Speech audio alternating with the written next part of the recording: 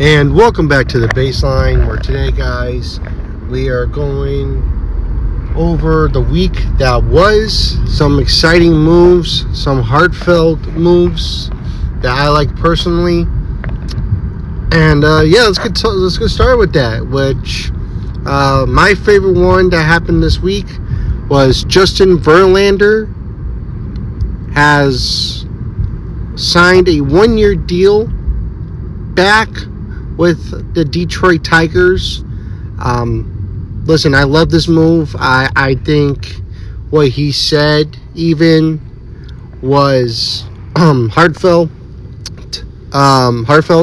which was he's got unfinished business in Detroit. And I like that because he didn't leave on his own terms. He didn't become a free agent and went to Houston.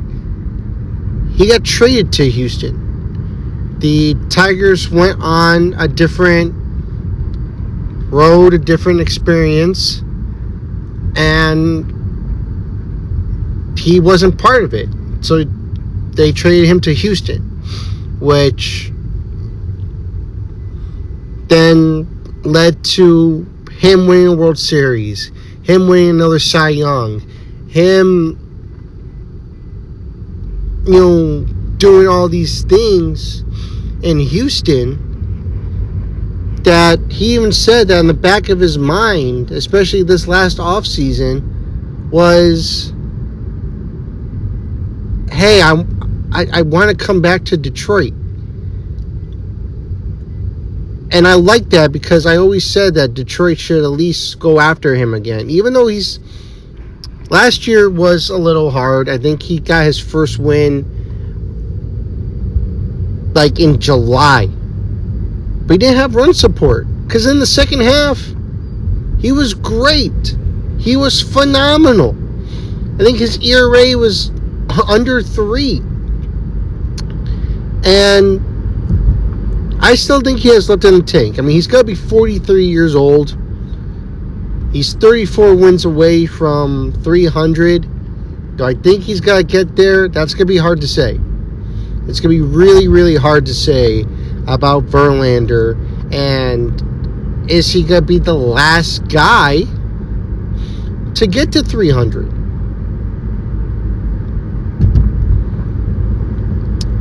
Maybe, but it's going to be hard. I mean, he's got to get the run support from the Tigers lineup. That lineup is phenomenal. He's not going to be the ace of the ball club, so he doesn't have to worry about that. That's already protected by Terrence Skubal. He's probably going to be third. If I'm running the rotation, he's probably third. Just because last year I didn't like what I seen from Flaherty at all. And I think he needs to be put down in the lineup. He can't protect Skubal, as a second guy. Put him fourth. I wouldn't put him fifth, but I would put him fourth. And then you have Casey Mize. That's not a bad rotation. I mean, of course, obviously, Valdez will be second in the rotation. So you have 3 former aces. I mean, is this obviously going to be like when the Tigers had Verlander, Scherzer, Porcello? No. It's not. But it's going to be similar from that. It's going to be similar. I think Casey Mize has a lot to prove. Flaherty, if he could be the Flaherty that we saw in 24 with his first run with the Tigers, the what he did in the postseason with the Dodgers. I think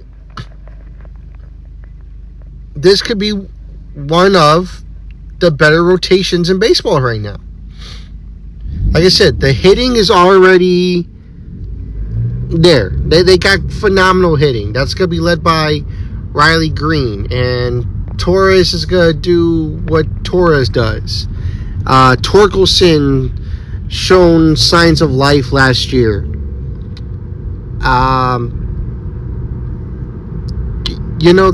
This team is so talented that I would put them, yes, obviously the favorites to win the AL Central. I wouldn't be surprised if they got to the World Series. I know they faced the Blue Jays and the Yankees and the Mariners. But last October, we could have potentially seen a championship series that was Toronto and the Tigers. The Tigers forced a Game 5. Anything can happen in the postseason. That's what I've been saying all along. Anything can happen. Once you go there, one wrong mistake and you're screwed. Ask the Phillies. They know how that felt. They were about to force a Game 5. Anything could happen in a postseason scenario. I would not be surprised if the Tigers do make it to the World Series. I will not be surprised. I think this is probably one of the best teams in the American League. I'll put them fourth best. Fourth. I think Toronto's number 1. Yankees number 2. Seattle's number 3. I think Tigers are number 4 in the American League.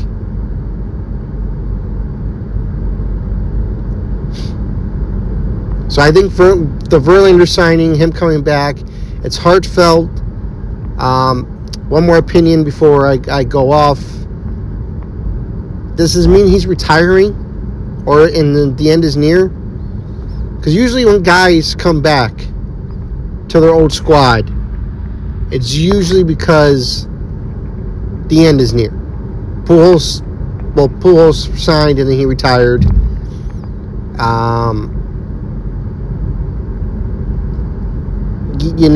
It's just, I feel like that's usually what it is that you have that moment, resign, and you want to come back, that the end is near. I mean, it will suck for me. I'm a huge Justin Verlander fan, future Hall of Famer.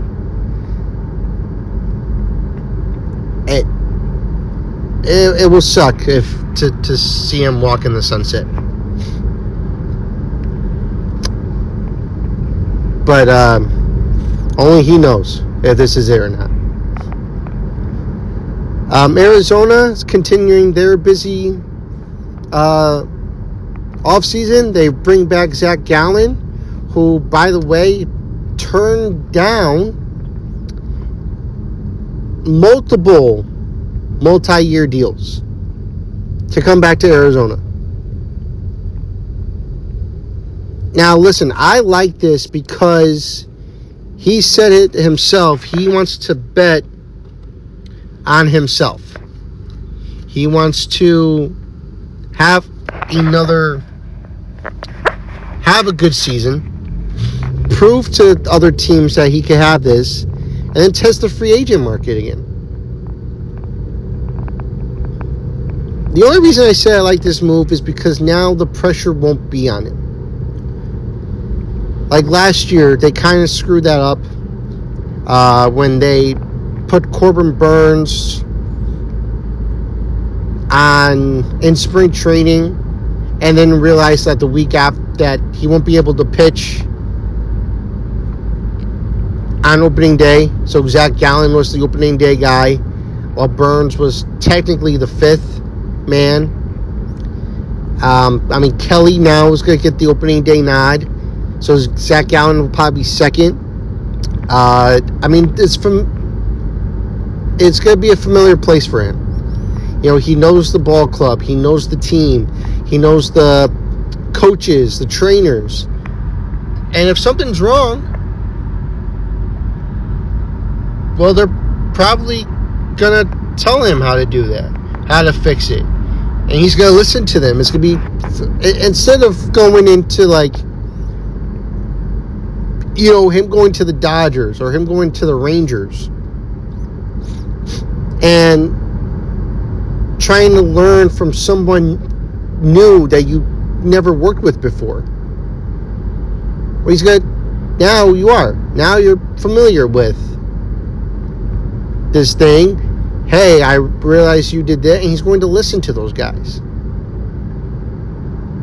And he's another guy, just like Verlander, had a great second half. And the ERA was in the mid-2s.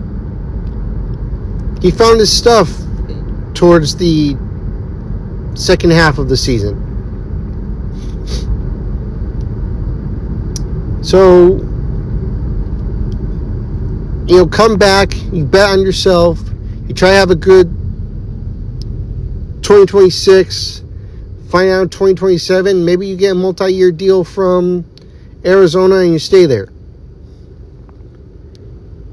Or wherever he wants to go. I don't know. That's obviously his choice. But I like this Arizona ball club. Yes, you have Corbin Carroll, who broke his, I think it's called a hamate bone.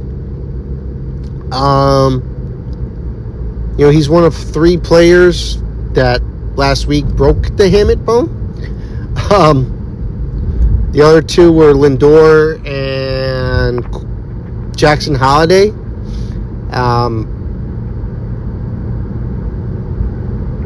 The rumor is that Carroll and Lindor will be back for opening day. I think Lindor might actually just miss opening day.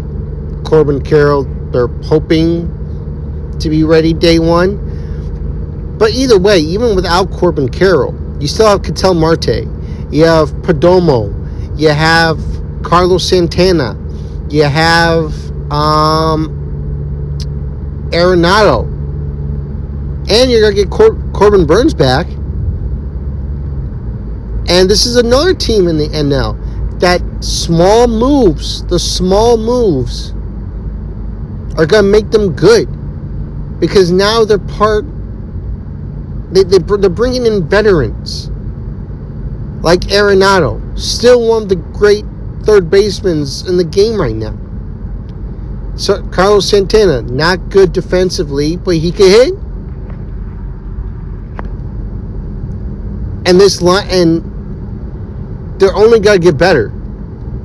Like I said, when Burns comes back, they might have a shot to make it into the long run. They're 3 years removed from losing the World Series. They haven't won since 2001 when they beat the New York Yankees. And they had a good ball club there too. But we'll have to see. Excuse me, sorry. Well, we'll have to see. But I like this ball club. I think they're not going to compete with the Dodgers. I don't think anyone will. I think they will compete for being a great number 2.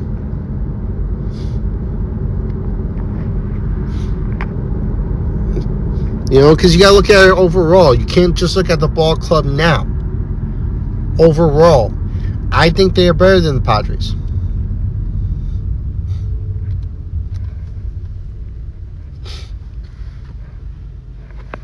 But we'll have to see. We'll have to see how they do.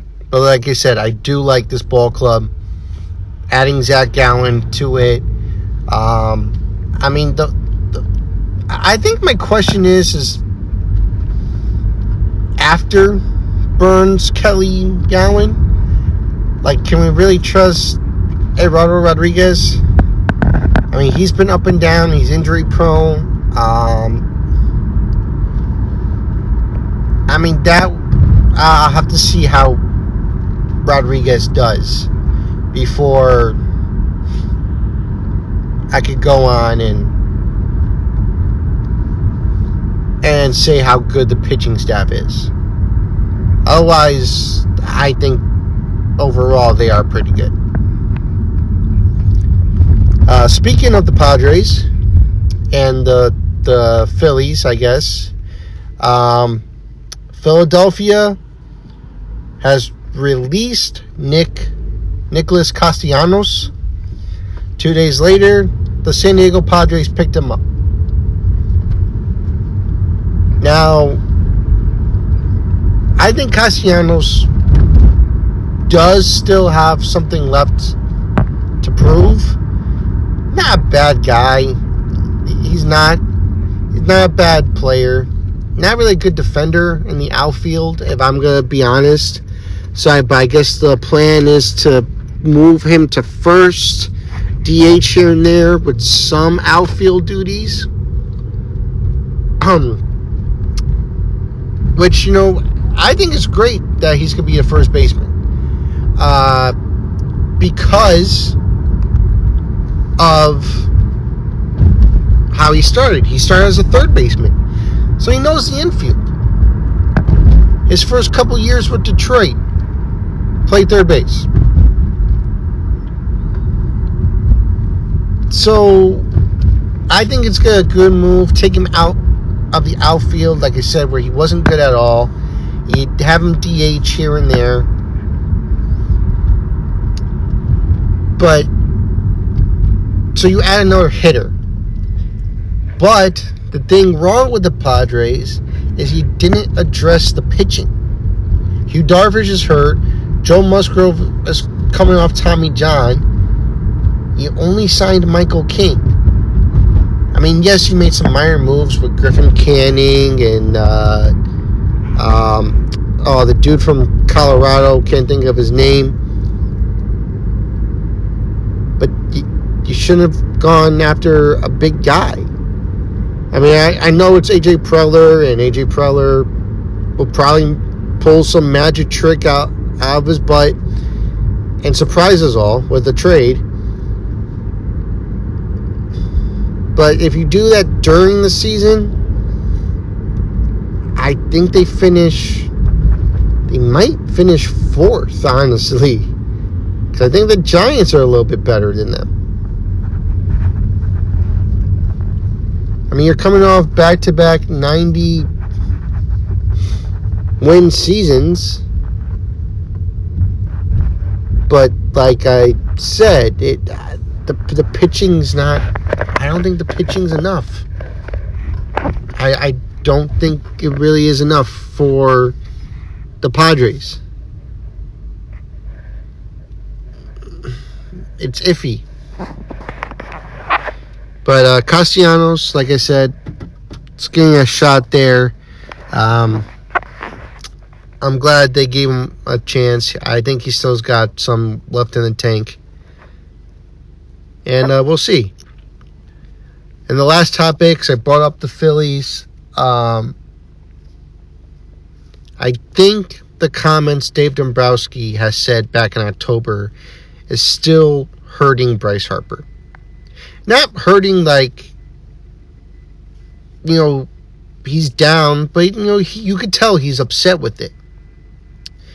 And on top of that, he was asked today about what happened, and he said Philadelphia organization is usually, if you keep it in-house, it doesn't come out to the public. I was watching MLB Network, and Harold Raymond made a good point, and the more I thought of it, why would you bring up that comment if you didn't have a meeting with the owner and with Dave Dombrowski about it. So they must have had a meeting with Harper, and then Dave Dombrowski just said it out loud. Why? I don't know. I don't know why Dave would do that. But obviously Harper's pissed. He said he's not going to get motivated by it. And he thought it was kind of crazy that Dave came out and said that. I would think so too. Now, what does this mean for Harper? If Philadelphia could eat up the rest of that money, I think he might be gone.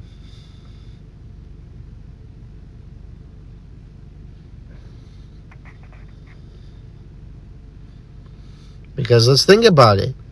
Last year, kind of the same situation where the owner, the GM, told Devers, hey, you're going to be a DH. Because we signed Bregman, he didn't want to be a DH. Then they told him to go to first. He said no. They expressed their options about it. And then, next thing you know, a month in the season, and he's with San Francisco. I think we might have a similarity with Harper and the Phillies. But we'll have to see. We will have to see. I don't want to jump to a conclusion yet, but I'm probably going to say that Harper's time as a Philly is done, which would suck. So, but that's going to do it for me. Let me know what you guys think. If you like what you hear, again, please like, comment, and subscribe as we are in year 2 of doing this podcast here on YouTube. So yeah, let me know what you guys think. Let me know your comments, and I will see you all in the next one.